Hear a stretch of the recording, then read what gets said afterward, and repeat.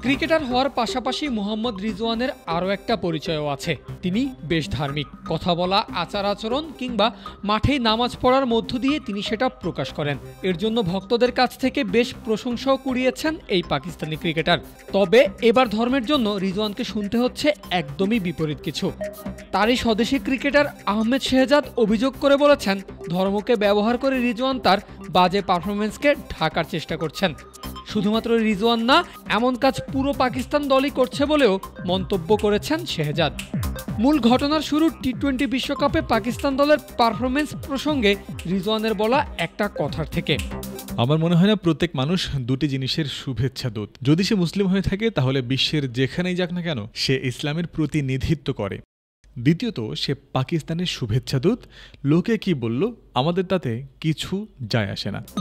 রিজওয়ানের বলা এই কথাগুলোর ভিডিও ঘুরে বেড়াচ্ছে সোশ্যাল মিডিয়ায়।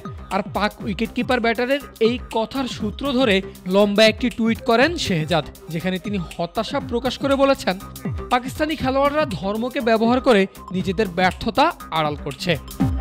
ধর্মকে ব্যবহার করে এবং অযথা সংবাদ সম্মেলনের আয়োজন করে কয়েকজন খেলোয়াড় বিশ্বকাপে তাদের বাজে পারফরম্যান্স ঢাকতে চাইছে, যেটি সত্যি হতাশার।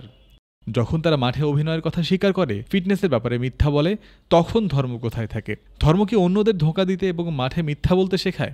চলছে প্রেডিকশন গেম নগদ অ্যাপে। প্রেডিকশন করে জিতুন জিক্সার বাই টিভি, স্মার্টফোন সহ আরো অনেক পুরস্কার। এমনকি দল থেকে বেতন নিয়েও বিশ্বকাপে যারা পারফর্ম করতে পারেনি তাদের বাদ দেওয়ার কথাও বলেছেন শেহজাদ। তোমাকে মাঠে পারফর্ম করতে টাকা দেওয়া হয় আর তুমি দলের মধ্যে দলাদলিতে অংশ নাও। ধর্ম আমাদের দায়িত্ব পালনের শিক্ষা দেয়, আমাদের ভোগান্তি নিয়ে মিথ্যা বলা শেখায় না। এসব খেলোয়াড়ের কয়েকজন মুখপাত্র চায় তাদের আরেকটি সুযোগ দেওয়া হোক, কিন্তু কেন? এটা পাকিস্তান দল, তাদের ঘরের দল নয় যেখানে খেলবে। আরেকটি সুযোগ চাইলে তারা নিজেদের একটা দল বানিয়ে বন্ধুদের সঙ্গে খেলতে পারে, কিন্তু পাকিস্তান দলে নয়। যদিও ওই ভিডিওতে রিজওয়ান এটাও বলেছেন, পাকিস্তান দলকে নিয়ে যে সমালোচনা হচ্ছে সেটি তাদের প্রাপ্য। কেউ যদি সমালোচনা সহ্য করতে না পারে সামনে সফল হতে পারবে না বলেও উল্লেখ করেছেন এই wicketkeeper batter.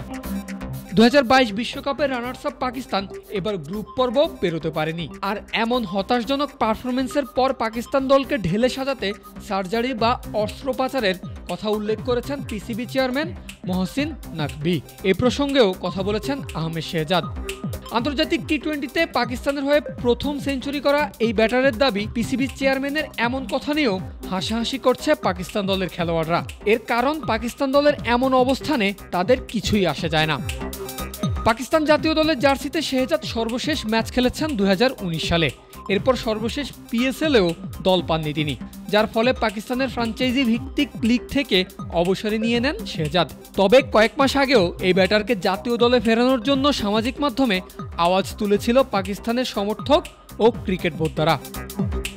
Parvez Al Hasan, cricket frenzy.